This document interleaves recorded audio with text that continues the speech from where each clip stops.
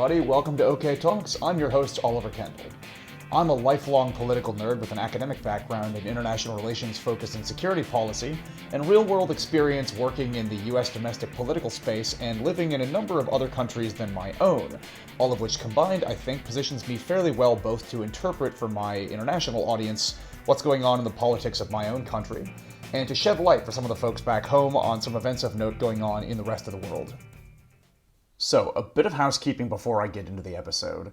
I've thought for a little while that it would be a good idea to have a channel open to communicate a bit more directly with the folks who listen to OK Talks. I've occasionally mentioned Twitter on here, but a lot of people didn't like Twitter even before Elon Musk turned it into like a weird Nazi palooza. Also, I thought it would be nice to have a way to more directly let folks know when an episode comes out, since some of the podcast platforms don't actually do a very good job of letting subscribers know when a new episode drops. So, I've set up a new email and started an email list. If you want to join the list, just send a quick email to oktalkspodcast@gmail.com. Yeah, maybe someday I'll graduate to having my own domain, but for now I'll just use Gmail like everybody else. I promise, I'm not going to be spamming people's inboxes, but if you want to get a ping when a new episode drops, let me know and I'll put you on the list. Also, I should say, if anybody listening wants to reach out to me for any other reason, like if there's an issue you think I should be weighing in on, or there's somebody you think I should be talking to on the show, hit me up. I'm serious. oktalkspodcast@gmail.com. I'd love to hear from you. Or if you prefer, I still haven't left Twitter, where my handle is @OWSKendall. Also, as always, please do like, subscribe, and share the show with anybody you think might get something out of it. Right, so I've been planning to focus the next episode of this podcast on an interesting political phenomenon going on in one of America's neighboring countries, and that episode is still potentially in the works, and I should say for the record that I continue to insist that I have no intention of turning this podcast into anything resembling a breaking news show and quickly responding to everything that comes up. I just don't have the resources or the willpower. But with that being said, there was one sort of frustratingly hilarious bit of news this week which made it impossible for me to not go on the air with this, I think it could only be called a diatribe that I've had pent up, resulting in another episode in what I should probably consider an OK Talks miniseries called This Week in GOP Hypocrisy. The previous one tragically remains relevant if anybody's curious, episode 42, I think. This little bit of news that made me want to do this episode, spoiler alert, the news is about stunning Republican hypocrisy around Trump's mishandling of classified information, relates at least a tiny bit in my mind to one of the themes of the last episode, and was just so mind-blowing in its farcical hypocriticalness. I don't know, adjectives fail me. I couldn't resist taking a swing at it. So, as I get into it, I want to say for the record that the bulk of this episode is really an extended walk down memory lane, wherein lies a lot of the relevance of the point that I'm building to, so please bear with me through what may feel like an endless preamble. It is about things that I think are very important to remember in a let's not be doomed to repeat history kind of way. It's mostly relevant to my argument, and I promise I will eventually reach the point. So, in the context of me letting out all my frustration last episode at the fact that most of the coverage around Biden seems to center not on his accomplishments as president, but rather on the fact that he was born during World War II, I mentioned that the relentlessness of the narrative, the single-minded focus on his age, in even the legitimate press, not just the right-wing propaganda outlets, that is starting to give me PTSD around the Clinton email quote-unquote scandal of 2016. The constant, polls show that Americans think old Grandpa Joe is just too old, that he won't be spry enough to be president in a few years because he'll be on the way to the early bird special to get a great deal on Metamucil and he will have fallen and can't get up. Of it all, the single-minded focus on that is reminding me a bit of the way in which 2016 was also completely taken over by one stupid narrative. So that was already on my mind from last week, and then came a bit of tragicomedy this week about the fact that Trump literally used classified documents as scratch paper, which further highlighted just how incredible it is in retrospect that "but her emails" were probably the three most important words in the year 2016. Just in case anybody needs a reminder, 2016 was an election where really what was at stake were some broad, basic principles. we probably could have guessed at the time. America's credibility around the world, the very notion that competence should be, a factor in American governance, the notion that experience matters, truth matters, decency matters, that conspiracy theory mongering isn't the proper way to run a presidential campaign. Maybe the idea that openly bragging about sexual assault probably should be disqualifying in a presidential candidate. I mean, those basic issues, basic, principles were at stake, not to mention a bunch of specific policy issues, America's role or even presence in a number of international organizations and agreements ranging from the Iran nuclear deal to the Paris Climate Accords to NATO, the future of American healthcare, climate taxes, immigration, where I'd say in particular humanity paid a price for Hillary not being the president. But, I mean to say, all of this and more were on the line in 2016. But really, the most consistent issue of the 2016 presidential campaign would end up being not any of those important questions, but rather the email scandal. So, just to refresh, when Hillary Clinton became Secretary of State, the government didn't, as I understand it, really yet have a proper email system set up around the position of Secretary of State. Someone who, kind of needs one, so Hillary just set the goddamn thing up herself. Then, in anticipation of Hillary Clinton running for president again, the Republicans launched yet another investigation of the terrorist attack in Benghazi, which the now Speaker of the House, Kevin McCarthy, accidentally admitted on camera at the time was nothing more than a witch hunt to damage a potential Clinton campaign. Okay, so during the course of this sham investigation, they hauled her in front of this kangaroo court committee thingy, and she testified for 11 hours on end. And in the course of this, they dug up this private email server, and some bright bulb on the committee realized that this might have violated some regulations around classification, which caused it to then, as I say, turn into the issue of the 2016 presidential campaign. But why? Why did a minor bureaucratic kerfuffle over the server hosting a former Secretary of State's emails, which may have had a few low-level classified documents on it, become probably the defining issue of 2016, to the exclusion of all the other vastly more important ones I just mentioned, not to mention any number of other ones? Well, two reasons. One, although I have said before that I really do believe that blanket criticism of the media as a block is usually bullshit and should be avoided, much of the press in 2016 really did just fuck up the coverage of that election, to the point of at least one big-time political reporter later coming out and writing a book that was a mea culpa for the way she covered the race. They just ate up the email thing. This is undeniable. I mean, sure, polls in 2016 showed that tons of Americans believed that the media was biased against Donald Trump. But as I, again, explored in the last episode, the fact that a bunch of people say something in a poll doesn't make it true. The idea that the media was biased against Trump was specifically untrue, and can almost certainly be attributed to decades of right-wing attacks framing legitimate journalists who follow actual journalistic standards as agents of the left. In actuality, several studies by Harvard and the Columbia Journalism Review show the opposite, that media coverage in 2016, intentionally or not, massively favored Donald Trump. The Tyndall Report has tracked coverage by the big three broadcast networks, ABC, CBS, and NBC, for decades.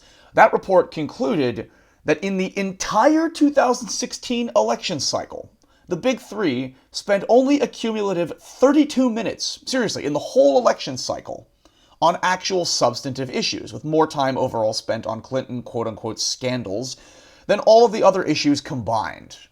The study published in the Columbia Journalism Review that I just mentioned found that the New York Times, in 6 days, ran more front-page stories about Hillary's emails than they did about all other policy issues combined in the 69 days leading up to the election. There are a bunch more incredibly frustrating details in that report, but I don't want to go too far down that rabbit hole since it ties less directly to the point that I'm building to, so I'll link to it in the description and suggest that you have a glance at it if you want to spend your spare time being deeply annoyed. In defense of the political press, I think two principal reasons they did so much more damage to Hillary via the whole email thing is that the sheer volume of scandal around Donald Trump sort of by definition meant that they did have to move on to the next one, so no individual scandal got so pounded into the ground as did the whole email thing. Also, I think they fell into the same trap as every other institution, which saw no threat from Trump because, Hillary was gonna win. So they acted like these were normal circumstances, or were even extra hard on Hillary, so that when she inevitably crushed Trump, nobody could say that she won because they gave her special treatment, which, incidentally, I think, is also what drove FBI Director James Comey to violate Department of Justice protocol by self-righteously sermonizing about the email thing, and to send his ill-timed letter to Congress reopening the issue like a week before the election. An intervention in the political process which every poll shows Trump would not have gained his slim electoral college victory without. Yes. Bottom line, sorry.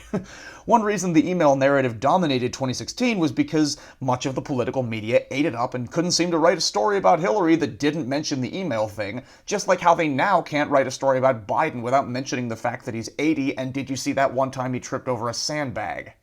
The second reason that the email narrative absolutely would not go away in 2016 is the real reason that I'm doing this podcast episode. The second reason is that classification procedures expert Donald Trump pounded the issue into the ground throughout the entire election cycle. Trump is, famously such a stickler for the rules, especially the rules around the classification of documents, that he and his lackeys couldn't get 5 minutes into a stump speech without mentioning the whole email thing. This, by the way, is where the whole lock her up thing came from. Trump's speeches were so filled with references to the idea that Hillary Clinton might have broken the law by not correctly following procedure around the safe handling of classified information, that his supporters would start chanting on cue that Hillary should be sent to prison. Now, I would argue that the desire among right-wingers to imprison or otherwise physically harm liberals doesn't actually stem from a deep-seated concern for the importance of classification procedures. Surely they would have found another reason for the Hillary for Prison t-shirts.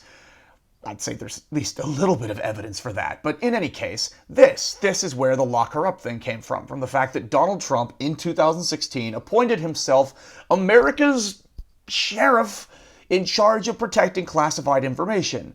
Oh my god, if anyone besides her had done this, they'd be in jail. Oh my goodness, how could we trust somebody who emailed a classified document on an unclassified server? How could somebody with such little regard for America's Secret Service president, blah, blah, blah. Of course, the fact that Donald Trump doesn't actually give a shit about classification procedure isn't like something we learned this week. I don't think anyone thought that he gave that much of a shit about it before. As I say, he and his people would have found other excuses to delegitimize Hillary and wish violence against her. The email thing was just a convenient cudgel. I'm also pretty sure that I'm remembering correctly that within the first year or so of his tenure as president, Trump at one point just casually revealed code word classified information to show off for the 2 Russian spies he'd invited into the Oval Office. And in so doing, he sold out a Mossad agent that was deeply embedded within ISIS. Oops. But I mean, the relentlessness, the tenaciousness of the pursuit of Hillary Clinton in 2016 around the fact that a couple low-level classified documents made their way onto an unclassified email server she set up does make it especially, irony-defying that one of the 4 criminal cases being brought against Trump is around his having violated procedures and laws around classified information. To a degree that I don't think we've seen since maybe Edward Snowden. I mean, really, I don't make that comparison lightly. I'm pretty sure the sort of stuff that Trump just casually stuffed into boxes after his term ended and brought down to Florida to leave lying around in a bathroom of his golf resort thingy. I'm open to the possibility that I'm wrong about this, but I think some of that stuff was at least as highly classified as what Snowden revealed. I mean, on the one hand, you have a highly classified NSA eavesdropping program. On the other, battle plans for a potential invasion of Iran and secrets about America's nuclear weapons program, to name just a few. I mean, whatever you think about the privacy and individual liberty implications of what Ed Snowden revealed, I assume views among my audience are mixed. Hell, I suppose my own are. Whatever you think about what Snowden revealed, basically every serious national security professional said that he was a traitor who put American lives at risk, and that's why he now lives in Moscow, where privacy and individual liberty are protected. So then what does that make Donald Trump? I mean, okay, Trump, to be fair, did not, as Snowden did, deliberately pass all of that information to a lunatic, anti-Western zealot journalist in name only who, I swear to you, is so infamous for operating in bad faith that the act of taking a quote out of context and then using the out-of-context moral implications of the quote to misrepresent and attack the person who said it is literally named for him. People call it greenwalding. Okay, Trump didn't give all the classified stuff he stole to Glenn Greenwald, but he did wave the Iran war plan document around in front of, like, some random publisher and writer working on a memoir for his chief of staff, Mark Meadows. I mean, here, you might have already heard this clip, but just in case you haven't, here's the audio that got leaked in which he shows these, like, randos the top secret invasion plan for a hypothetical war with Iran. Sorry in advance about the audio quality. Well, with Milley, let me see that. I'll show you an example. He said that I wanted to attack Iran. Isn't it amazing? I have a big pile of papers. This thing just came up. Look. This was him. They presented me this. This is off the record, but they presented me this. This was him. This was the Defense Department and him. Wow. We looked at some. This was him. This wasn't done by me. This was him. All sorts of stuff. It's pages long. Look. Wait a minute. Let's see here. Yeah. I just found, isn't that amazing? This totally wins my case, you know. Mm-hmm. Except it is like highly confidential, secret. This is secret information. Look at this. You attack. And then here's a bit more. I think we can probably, right? I don't know. We'll have to see. Yeah, we'll have to try to figure out a See, as president, I could have declassified. Yeah. Now I can't, you know, but this is classified. Now we have a problem. Isn't that interesting? Yeah. It's so cool. I mean, it's so, look, we here and I have, and you probably almost didn't believe me, but now you believe me. No, I believe It's incredible, right? No, hey, bring some Cokes in, please. There's a bunch of extraneous, like, random stuff in there. He's basically talking about a disagreement that he had with the chairman of the Joint Chiefs. But, like, there he is. You can hear him, like, shuffling papers around and basically saying, "Look, random people I just met, here's this highly classified invasion plan, like super bigly classified, the most classified. Guess I shouldn't be showing you this. Too bad I can't declassify it anymore because I'm not president. Sad." Sure puts the whole Hillary's emails thing into an interesting perspective, doesn't it? But, right, this tape came out like 2 months ago. Why am I so exercised about this issue this week? Okay, yes, partly because, as you heard in the last episode, I am just right now very, very concerned about the power of stupid narratives in a presidential race, and all of this reminded me of 2016. But partly for another reason, and I know at least one regular listener to the podcast is going to kill me for having buried the lead this long. Sorry, Nate, if you're listening. But it came out this week that Donald Trump, staunch defender of America's most precious secrets, vanguard of proper classification procedures, a man who owes his presidency to having successfully demagogued the idea that Hillary Clinton could not be trusted with America's secrets because she set up an unclassified email server. That same man, we learned this week, literally used highly classified documents he had lying around as, like, scratch paper, habitually writing notes to his assistant, who presumably didn't have clearance, on documents that were clearly marked as classified. I mean, I'm just trying to get my head around what this looks like. Maybe something along the lines of, in the event of a nuclear attack by North Korea, the ballistic missile submarine USS Nevada SSBN 773 is to reposition at Rally Point Alpha. Hey, Molly, remember not to invite Tiffany to the state dinner. Or the fifth kid, whatever his name is. Also, please pick up 2 Big Macs and a Diet Coke, and an extra bowl of ketchup in case I get angry and need to throw something. I mean, I joke, but, you know, barely. I'm realizing I've hinted at it in the past, but I don't think I've ever, on this show at least, so openly expressed my deep loyalty to Hillary Clinton as I've done and am about to keep doing in this episode, so, you know, let number 51 serve as my coming out party as a massive Hillary fan. And I'm sorry, I know I've been harping on the Hillary of it all a lot in this episode, and I know that for a lot of us, 2016 brings back a lot of bad memories of divisions within the Democratic Party, and of course Trump winning, so there's a desire to just live in the present, forget everything about 2016, move on. But we shouldn't. For one thing, because we'd be shooting ourselves in the foot if we forget the lessons we should learn from then, but also because doing that is just profoundly unfair to a woman who historians in 30 years, I think, will almost certainly look back on as, like, the single most unjustly maligned political leader of the modern era. And look, wherever you were in the 2016 primary, this woman, for the record, she would have been a phenomenal president, and at least in my mind, she was kind of entitled to it, at least as much as anybody can be. I mean, little tidbit, a lot of people have forgotten, she won more actual votes than Obama did in the 2008 primary. And then in the 2016 general election, she won the popular vote by more than 3 million, even in the face of a Russian information warfare campaign, political interference by a jackass FBI director, and a primary opponent who, well, let's just say, didn't really adhere to the usual norms of presidential primary politics. Also, she was the first female major party nominee in a country that, yes, has made a lot of progress on this issue, but has hardly achieved perfect gender parity. This woman lost the presidency and had her career effectively destroyed over a nothing burger.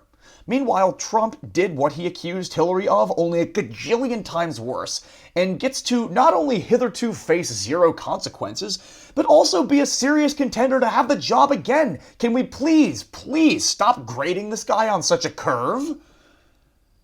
I mean, yeah, we already knew, if not in great detail, about the boxes of classified information squirreled away out of the White House for whatever reason. But now, on top of that, the level of disrespect, unconcern for classification procedures demonstrated by Trump choosing to use classified documents as scratch paper to, pass notes around on to just anybody. I mean, for all we know, he used those teeny tiny little hands of his to fold them into paper airplanes. This, from the guy who won the presidency on the basis of his supposed concern for the proper handling of classified information, it's just... Hypocrisy doesn't feel like a strong enough word anymore. The word farce doesn't even begin to do it justice. And yes, of course, this makes Trump the biggest hypocrite ever to have waddled on two legs, and we already kind of knew that. But let's not forget that he was hardly alone in making an issue over Hillary's emails in 2016. But for the most part, those same Republicans who displayed just hysterics over Hillary's supposed mishandling of classified information, well, now suddenly they all seem to have bigger fish to fry. Not all, to be fair, but for the most part, they really don't seem all that bothered by the serious mishandling of classified information that their guy is engaged in. Really, they seem more bothered by the fact that the Department of Justice caught Trump and made him give it back.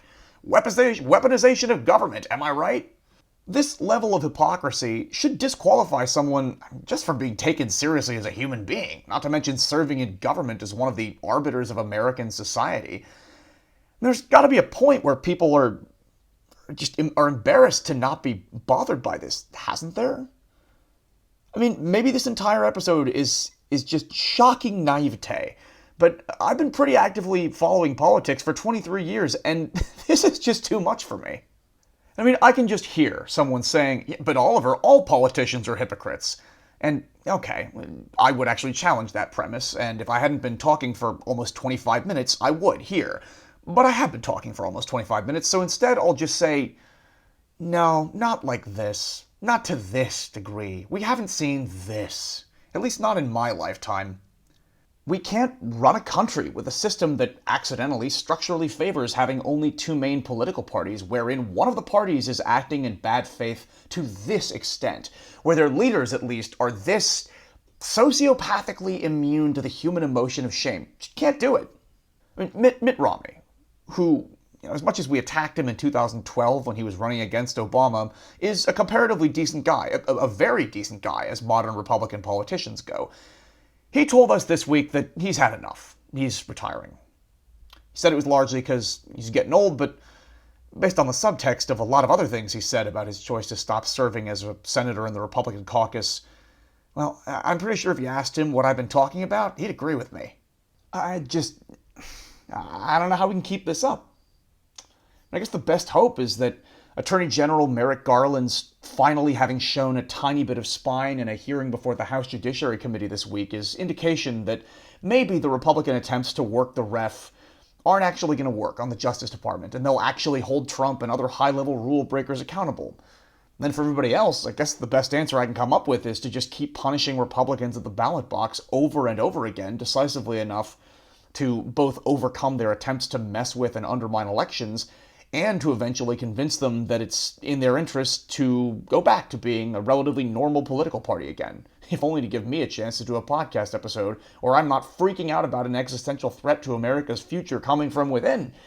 I mean, I was intending to end this episode with the promise that the next one is going to focus on something other than the danger presented by relentless and stupid narratives in presidential campaigns, or the stunning hypocrisy of one of America's two major political parties, if only for the sake of my own blood pressure, because I don't think I usually sound this pissed off in a podcast episode. But on the other hand, it looks like in about a week, the craziest Republicans in the House are going to blow billions of dollars and embarrass America on the world stage again by forcing a government shutdown, so I probably shouldn't make that promise. In any case, that's it for this episode of OK Talks. If you like the show and want to make sure not to miss the next one, hit subscribe or follow on whatever platform you listen, or shoot me an email at oktalkspodcast@gmail.com, as I mentioned at the top. If you really want to do me a favor, please do go ahead and share the show with anybody you think might get something out of it. To everybody who has already, thanks. To any who will, thanks in advance. Thanks as always to Nate Wright for having designed the podcast artwork, and to everyone else for listening.